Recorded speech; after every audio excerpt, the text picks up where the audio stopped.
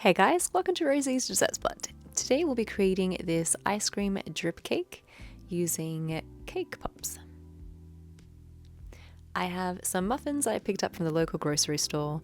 Totally up to you what flavor you go for, it'll all create the same cake pop batter. I'm going to crumble them into a bowl. I only ended up using 3 of them for this project and that was more than enough.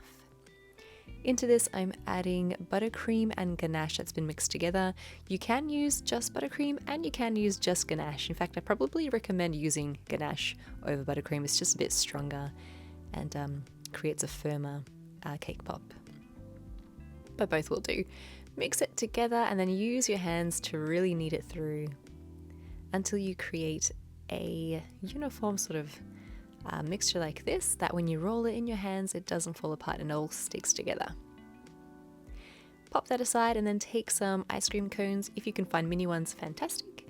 If not, just take a knife, score it along the outside until you have the size that you like. Mine were about 6 or so centimeters in height.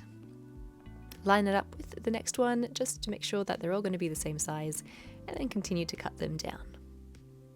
For my cake, I've got a 6-inch cake that has been stacked and crumb coated. I'm applying a final layer of frosting in buttercream that I've tinted purple with Purple Gel Food Color by Chef Master. Apply a hefty amount to the sides and the top and then smooth it all out, filling in any pockets as you go. And then once you're happy with the sides of the cake, you can go ahead and drag that top lip towards the middle.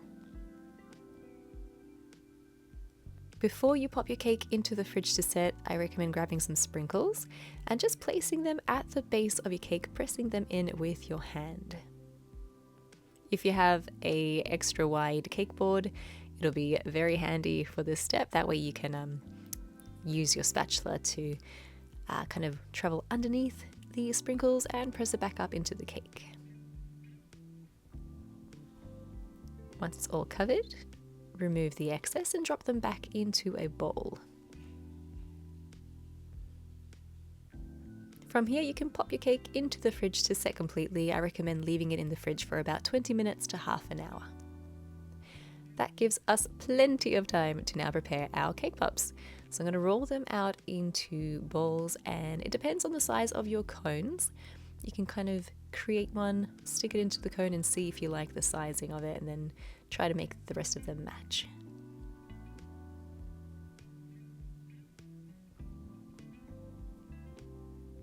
I recommend using white chocolate for this next step, just melt it down. I used Nestle buttons. Dip your cone into the chocolate about 1 centimeter or so, and then place your cake pop directly into that. When I lay it on my baking paper, I make sure that it's on an angle rather than straight up.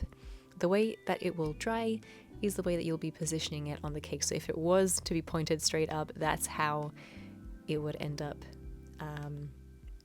sitting on your cake, because the cake pop batter, it'll flatten out where you've put it down.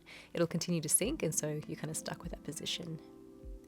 Pop those into the freezer for half an hour or so. In the meantime, take some white chocolate buttons and heavy cream to make some ganache. I just microwaved mine for 30 seconds and then another 15 seconds. And I'll have the recipe with measurements in the description box below. Take 2 piping bags or create your own by cutting a square of baking paper, folding it into triangle and then cutting down the triangles. And then you just want to create a cone as I have here. In my ganache, I've added white icing by Wilton. This just makes your ganache a little bit more opaque, and whatever color you add in gel food color, it'll just create a truer tone because you don't have that yellow tint messing with the color. I used turquoise and yellow, dipping my cake pops into the ganache and just swirling it in there. Pop that onto your cake, and then with your little piping bags filled with the ganache, create some drips leading from that ice cream. Add sprinkles on there as well before the ganache has time to set. Remember, we did just take our cake pops out of the freezer, so they're very cold, which means the ganache is going to set very quickly.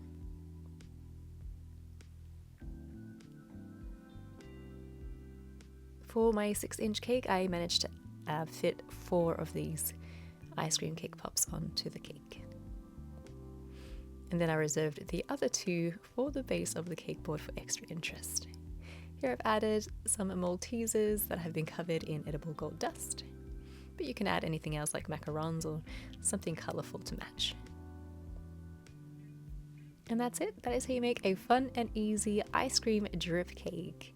I hope you guys enjoy this cake decorating tutorial and give it a go. I'll be sure to leave the recipe for the ganache in the description box. And if you do recreate this, I would love to see it. #Rosie's Dessert Spot so I can check it out. Thanks again, and we'll see you in the next one.